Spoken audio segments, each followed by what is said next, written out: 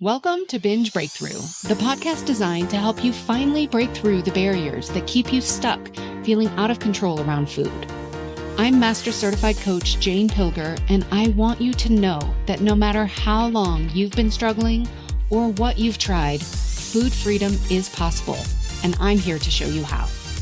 After years of therapy, eating disorders treatment, restrictive diets, and reading all the books, I was still stuck in the on-again, off-again cycle of restricting and binging until I was able to see it all from a new perspective that changed everything. Each week, I will share the strategies, tools, and mindset that allowed me to overcome my decades-long battle with binge eating. Your journey to body trust starts now. Let's dive in. Hello, trusted listener. Welcome to Binge Breakthrough. I consider you a trusted listener because I trust that you are listening to this podcast for a reason. I trust that you're going to hear something today that is insightful and impactful on your journey with food. So today we are wrapping up the 100th podcast milestone celebration that we've really been celebrating all month in this month of October 2024. And we've kind of had a top 10 theme going on where on the blog and on the podcast, I have been talking about top 10 things, various top 10. And we're going to wrap up today with your top 10 questions answered.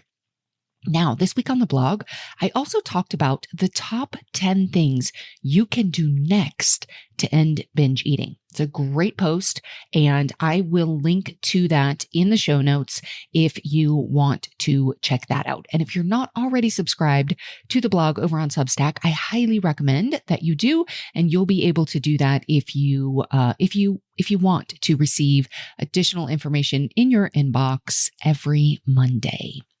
So this week, we're talking about your top 10 questions answered. I had asked you and invited you to submit questions. Many of you did. And next week, on next week's podcast, I will be announcing the winner of the $100 giveaway, which is for submitting a review and or a question this month. If you are listening this week, you may have one more day to get a review or question submitted and still be eligible to win that prize. I will draw the winners on November 1st. Reach out to you if you are the winner, and I will announce the first names in next week's episode.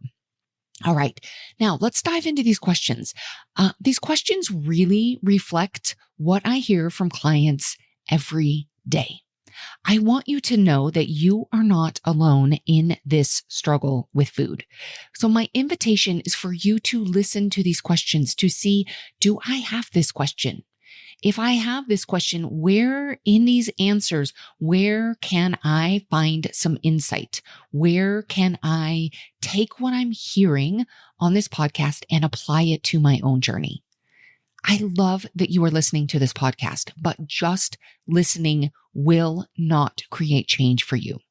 What is going to create change is actually applying, putting whatever it is that is resonating with you, whatever it is that feels like, oh yes, maybe this is my next step, putting that into place. All right, so let's dive into the questions. Question number 1, are we ever cured from binge eating? Or must we always feel as though we are in remission?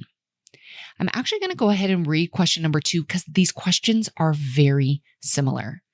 Question number 2 is, when can you say that you're no longer a binge eater? Or are you labeled a binge eater for life? So you see, there's a very similar question underlying this, which is, can I really fully recover from binge eating? Or is this always going to have to be a part of me? Am I always going to be labeled a binge eater? Am I always going to have to feel as though I'm in remission and it might come back at any point? Now, here's what I have to say about this. I believe, yes, it is totally possible to fully recover from binge eating. I believe there is a perspective out there, and there's a narrative out there that says once a binge eater, always a binge eater, that you never can fully recover, that it will always be there. It will always be a problem. This narrative is really challenging because it doesn't allow for the possibility that you truly can have food freedom. It doesn't allow for the possibility that you can completely transform your relationship with food. And in my experience with myself and in my experience with so many other clients, it is totally possible. Now, does this happen overnight? No. Is this an immediate process? No, but it is possible. And you get to choose the label for yourself. How you see yourself shapes your reality. So if you see yourself as a binge eater, if you see yourself as somebody who struggles with food, you are going to continue to struggle with food. It's what is your identity as an eater? Unfortunately, I'm not going to be able to do a deep dive on each of these questions, or this would be a very long podcast episode. But I'm going to just scratch the surface of each of these episodes, and where there is another place where I can shift you to dive deeper, I will do that. And in this case, there's a podcast episode I have called Your Identity as an Eater. You can check that out for further information on this. But you get to decide, what is your identity as an eater? How do you see yourself? Are you seeing yourself as a binge eater? That identity, I am a binge eater, which kind of infers I always will be. It's who I am. Or are you somebody who binges sometimes? Are you somebody who feels out of control with food sometimes? The way you see yourself and the way you talk about yourself matters. And I do not believe that you have to be labeled a binge eater for life, period. But you are the one who gets to choose the label. I used to label myself as a binge eater. I do not anymore. That is not the identity. It is not the way that I see myself. Am I perfect in all of my food situations? No. Do I have times where I still sometimes eat in ways that I don't prefer? Yes. It is not very often, but it does happen on occasion. The way that it happens, the way that I respond to it, all of that is 100% different, but I do not label myself in that way. I don't see myself in that way anymore. So yes, I believe it is totally possible to fully recover. And the way you see yourself, the identity you are choosing for yourself, is really impactful.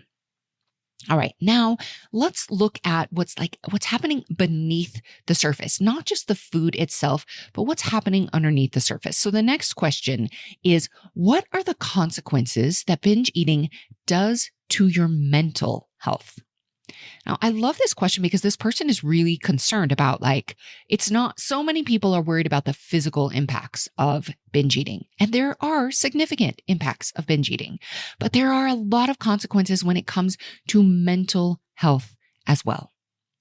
So much of this really comes down to, what are you saying to yourself about your binge eating, about your experiences with food when you eat more food than you would like? What are you saying to yourself?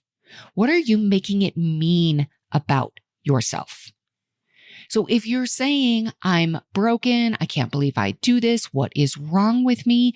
This is going to very much have a negative impact on your mental health. The shame and the judgment are going to keep the cycle going. And what do we do when we feel shame, when we feel judged by other people? We want to get away from them, which is what we do to ourselves. We want to get away from ourselves and that mean, nasty internal dialogue. And the way we have figured out how to do that is to eat. So we stay stuck in this cycle of the internal dialogue really being mean to ourselves and making it mean terrible, horrible things about ourselves. So this is really important. Now, it's not just because we've eaten a lot of food. There are people out there, look at the food eating contests, right? These people want to eat a lot of food. They are trying to eat as much food as possible. They are not speaking to themselves about themselves in the same way that somebody else is who is filled with shame and judgment about what they're doing. So there are absolutely negative consequences for your mental health. Inside the Binge Breakthrough Blueprint, which is my online course, there is a whole lesson about the internal dialogue. This is one of the 8 reasons why we binge, a negative internal dialogue. And when we can figure out, why do I have this it's not even why I have the internal dialogue, but when we can really start to look at it, start to understand where it's coming from and start to shift it, this, along with many other key components, can help us gently shift out of the cycle of binge eating. All right. Now let's shift. Now that we kind of understand the impact, the mental health impact, let's talk about what healing looks like in daily life. So let's move on to some more questions. Here's another question. So somebody asks, can you share examples of what eating in a nurturing, sustainable, and a supportive way might look like or feel like throughout the day? So this person has been listening to the podcast for a while, and she says, I love how you talk about eating and choosing foods that feel nurturing, sustainable, and supportive. But what might that look like? What might that feel like throughout the day? Now, I'm not here to give you specific examples. It would look like eating this specific food because it really is going to be individual for everybody. But here's what I can tell you and how you can start applying this in your own life. Sometimes if it feels hard to imagine what something might look like or feel like, I don't really know what it even would look like to eat in a nurturing, sustainable, and supportive way. Sometimes we can look at the opposite. Can I look at what does eating look like that isn't nurturing, sustainable, and supportive? So you can maybe just take out a piece of paper and write a list. What is it not? What does it not look like? So here's some examples for myself. What does it not look like? Eating until I feel sick. Eating foods that give me some sort of physical impacts. So for example, maybe I get a headache. Maybe there are certain foods that I eat where I get kind of like some like blotches. Like I notice that I get some kind of blotches on my face. That's not really very nurturing. Where maybe I'll get gas, something like that. What's not sustainable? So, for me, spending hours prepping my food. I used to spend hours on Sundays doing all kinds of prep and all of these things. And at the time, it really did feel nurturing, but it wasn't sustainable. I don't want to spend hours of my time doing that. For some people, it might feel nurturing, sustainable, and supportive to spend hours prepping your food for the week. For other people, it wouldn't. So what doesn't feel sustainable? What doesn't feel supportive? Here are other examples that don't feel supportive. Eating, like thinking about food all the time. What am I going to eat? What's next? What's next? Can I eat that? Can I eat this? Can I not? I can't eat this unless I've looked at all the labels, or I've done this, or it's fit in some rigid rule or something like that. That, to me, that doesn't feel nurturing, sustainable, and supportive. Now, if you're somebody who has, let's say, an allergy or something where no, actually, I need to look at labels because it's really important for me that I don't accidentally ingest something that I know has an impact for me, then that might be an example of something that's nurturing, sustainable, and supportive. So it might be, for me, it is, it's having gratitude and appreciation for my food. It's eating foods that I know will satisfy me for a period of time where I can eat and then move on with the rest of my day. It's making sure that I'm getting a variety of foods in my diet, that I'm not eating the exact same thing over and over again. But again, this is going to be individual. So if you don't know what nurturing, supportive, and sustainable is, start making a list of what it isn't, and that might start to highlight. You can also ask yourself, after a meal, did that feel nurturing, sustainable, and supportive? The answer might be yes. The answer might be no. The answer might be, well, I don't know. Maybe sometimes, maybe not. Could I continue to eat this way for a long time and feel good, enjoy the impacts? That's another way to look at it. All right, next question. So this person goes on to say, do you have any suggestions for how planning my day and eating, as well as exercising, could be nurturing, supportive, and sustainable? So she is basically saying that she's wondering, should I plan my food? Can this be nurturing, supportive, and sustainable? And exercising. I'm not currently exercising, but can exercising be nurturing, supportive, and sustainable? So the answer to this really is it's going to be very individual. For some people, planning what they're going to eat in a day can be very nurturing, supportive, and sustainable. And for other people, it feels very rigid. It feels very like I'm supposed to do this. There is a good way to eat. There is a bad way to eat. So there really is some variation there. And I think it's powerful to say, okay, I'd like to incorporate something that feels nurturing and supportive and sustainable. But the question for each individual is, what does nurturing, supportive, and sustainable look like? And I can't tell you what it looks like for you. This is something that you are going to need to figure out, what feels nurturing, supportive, and sustainable and what doesn't. So some people plan their day out, they write it all out. That feels very good. For other people, that feels very rigid. It feels very much like, I don't want to do that. Now, there are some ways in which I do plan my food where I like to know what I'm going to eat so that I have food on hand, so that when I get to the end of the day and I've made a lot of choices and I may be really tired, I know there's going to be food available. There is food available, or there will be quickly, that I can eat, that I've thought about ahead of time. Now, does that mean I always eat exactly what I planned? No, I definitely don't. Do I write down my plan? No, I definitely don't. That's, for me, I have really figured out what does feel nurturing, supportive, and sustainable. What do I want to be doing with food? Here's another way I like to ask it. What do I want to be doing with food 20 years from now? Do I want to still be spending hours on the weekend? Do I want to be writing down every single thing that I eat? No, I really don't. And so I'm not going to live that way today, because that doesn't feel sustainable. Means I can do this for a long time. 10 years from now, 20 years from now, I'm still doing this. If it feels like you're doing this to force yourself to try to get a result or to force yourself to get some sort of outcome, it's probably not sustainable. So there is going to be variation there. And it's going to be very individual in what feels nurturing, supportive, and sustainable. The great news is, put your brain to work on this. You will know what does.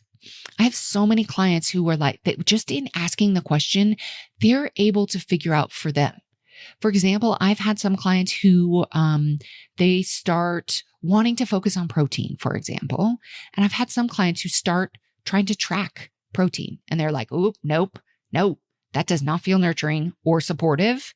Once I start looking at those numbers, it triggers all kinds of old diet mentality. I can see how just starting to look at that does not feel nurturing and supportive.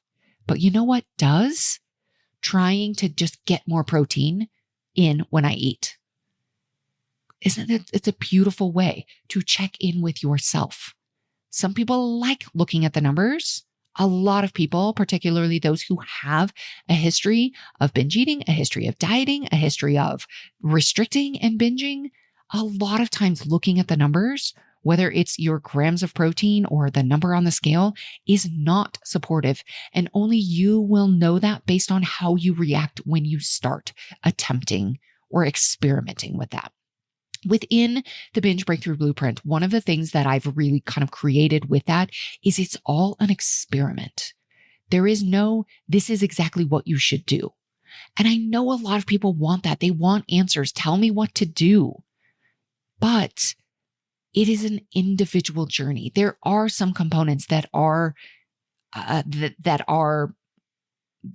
do go across from person to person, but so much of this is variation. All right, next question. What strategies, tips, or suggestions do you have for tuning into my body throughout the day? I love for this one, the concept is 3 powerful questions. What do I notice? What do I need? And what's next? Those are the 3 powerful questions. So my suggestion and my strategy is ask yourself the 3 powerful questions multiple times a day. What do I notice? What do I need? What's next? Set a timer. Set a timer throughout the day to check in. If you know there's a particular time where sometimes you tend to be disconnected or you tend to struggle, set a timer for those times. The other thing you could do is pair it with another thing that you do. Maybe when you're brushing your teeth or right before you eat or when you're taking a break, whatever it is, pair it with something that you know you do on a regular basis while you're pouring your coffee. What do I notice? What do I need? And what's next? All right, now let's move on. One of the biggest questions that comes up when really looking at overcoming binge eating is people ask a lot about specific foods. So here's the next question. Should you rid your house of binge foods when you are first starting out? Then slowly reintroduce. Or for some people, is it something you can just never have? Now, what's interesting is the way the person has asked this question. Should you rid your house of binge foods when you're first starting out? Now, I don't know this person, so I really don't know their situation. It sounds to me like this person has maybe foods in their house that they binge on and they're first starting out. So maybe they're trying not to binge and they're wondering, do I keep these foods in the house? Do I just take them all out and then reintroduce them? For me, I think, and then I'm going to actually ask the second question as well, and I'm going to talk about them together. The next question, this is question number 8. The next question is it better to avoid trigger foods, limit them, or just keep doing controlled exposure? So these questions are very similar, and I will likely do a podcast episode all about, do you keep these foods in the house? Do you keep them out of the house? The short answer is this. There is no one size fits all approach about this. The way that I like to approach this is really asking yourself the question, what relationship do you want with these foods?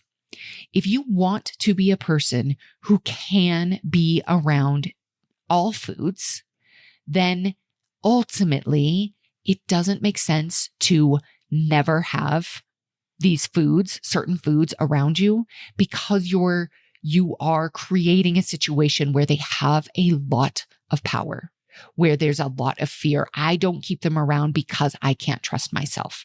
I can't trust myself. I can't stop myself. They have a lot of power. And we end up creating this kind of restriction-based approach, which often ends up into this all or nothing. Okay, I'm not going to have any of these foods, but if I'm around them, then I can't stop.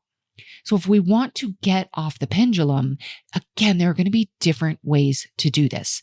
But if we want to get off the pendulum, I personally don't believe that eliminating and getting rid of all of these foods is the answer, because what it does is it ends up creating a situation where these foods have a lot of power. Kind of this idea, I'm powerless over these foods. These foods have power. Then when we go to a party, when these foods show up in a break room, when we go to a buffet, when we are in somebody's house where these foods exist, there can very much be this pull towards these foods.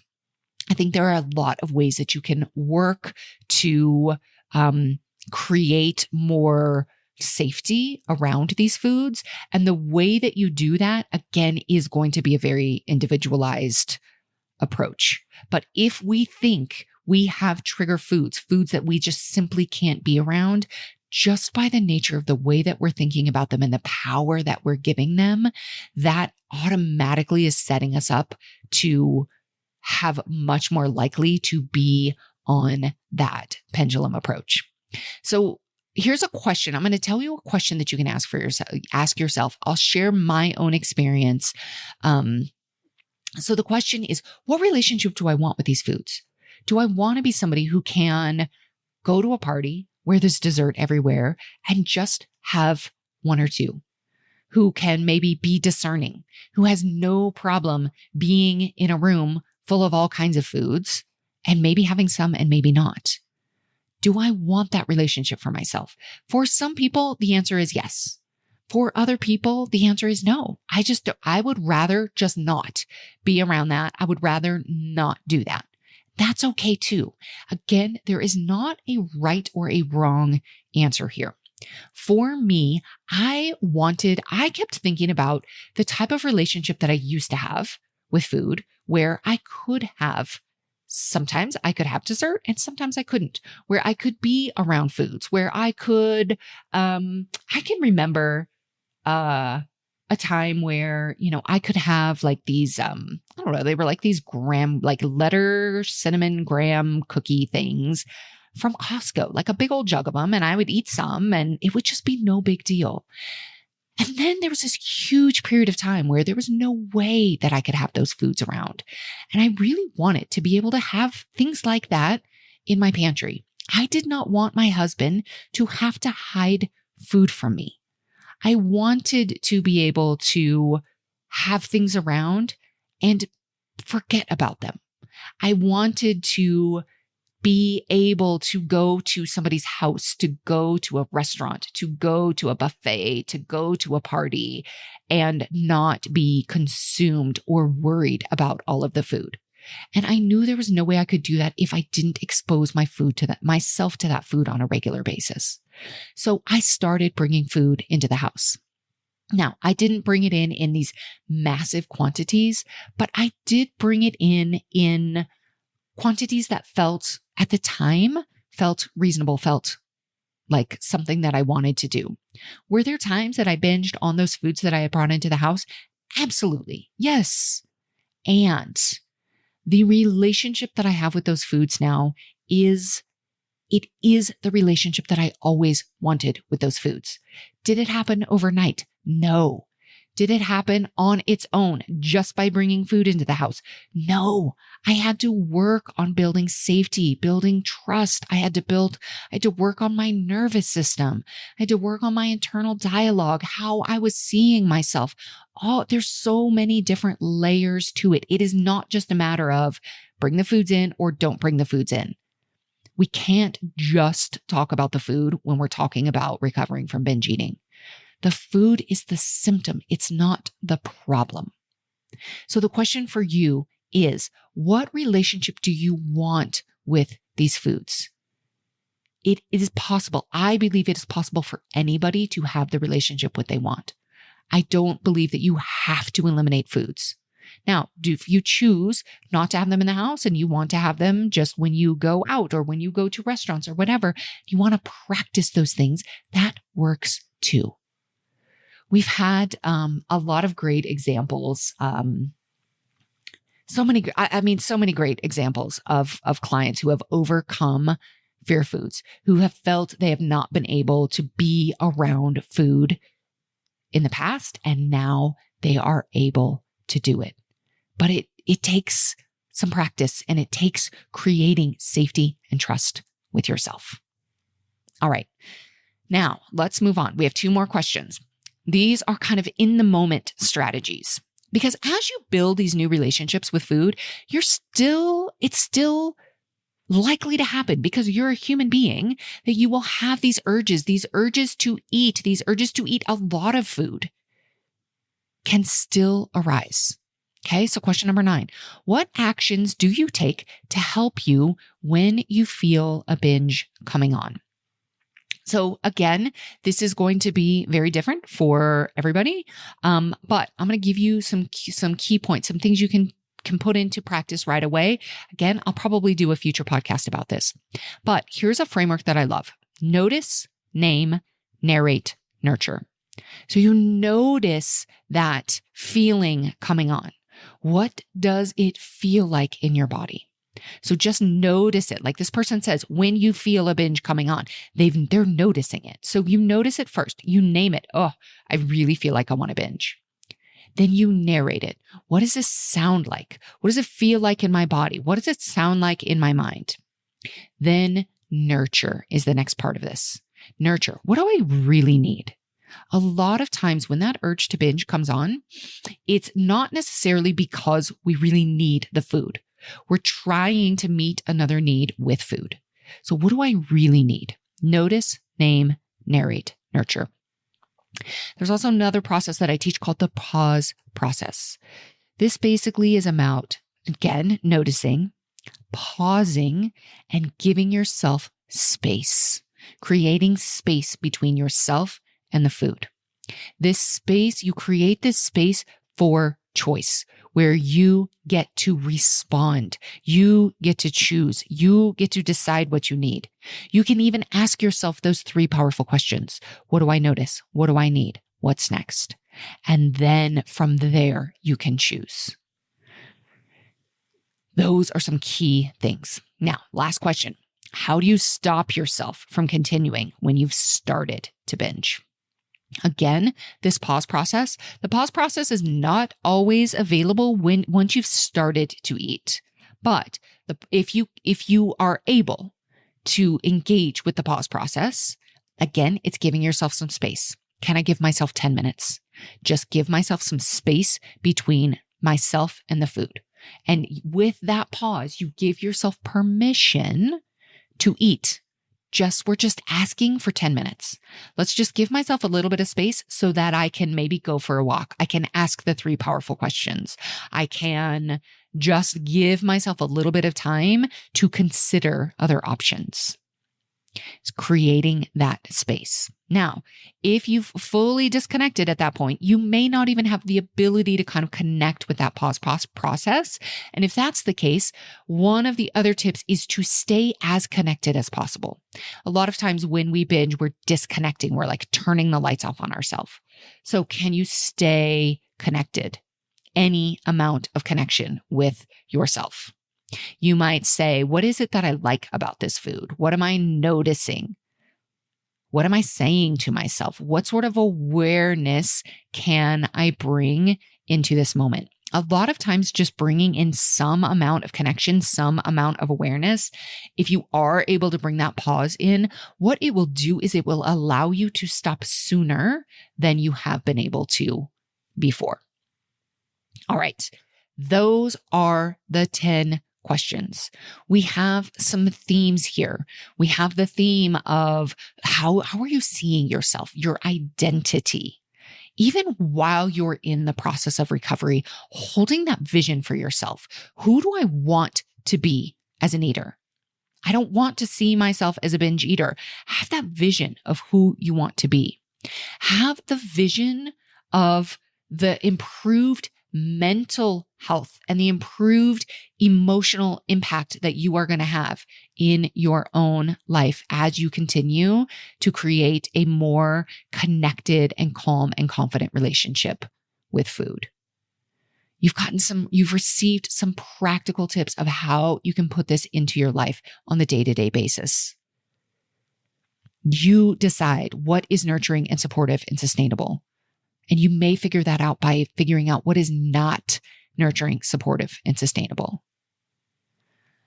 And as we really figure out what is this relationship I want with myself, what relationship do I want with food, with all foods? Can I build trust with all foods? I may or may not decide to keep them in the house, but can I build safety? Can I build trust so that I can be around all foods? And then we've given you some practical in the moment strategies for what you can do in the moment. All right. That is what I have for you today. I am sure there has been something in this episode that has been helpful for you. If you're ready to move beyond understanding these concepts to implementation, putting them together in your life, I invite you to join me for one of two things. Either the blueprint the Binge Breakthrough Blueprint online program, or if you want that one-on-one coaching where I can help you understand your very specific situation. You've heard me say so many times, it depends. This is individual, because it is. No two people's journey to recovery looks the same. But one of the things that's so powerful about one-on-one coaching specifically is that I'm able to help you, or somebody else is able to help you see what you simply can't see on your own. We all have blind spots. We all have these areas that we can't see on your own. And the power of getting support is that somebody else can help you see and help you overcome, give you practical steps of what you can start doing today to become more calm, connected, and confident around food. Full recovery is possible. It is absolutely possible. One of the most important parts of recovery is connection. It's community. It's not being on your own trying to figure this out. We are not meant to do life alone, and we most especially are not meant to struggle alone. So if you are struggling alone, please get help, get support from somebody who understands and somebody who can guide you to the relationship with food that you desire. All right, that's what I have for you this week. I'll see you next week. If you like what you're hearing on the podcast, you will want to be sure to follow me on Substack. There, you'll find additional articles, discussion, and a library of all of the podcast episodes to help you on your journey with food. You can also access deep dive workshops and get behind the scenes audio and video that will help you understand and overcome your food struggles. Find me under The Peaceful Eater at janepilger.substack.com. I'll see you there.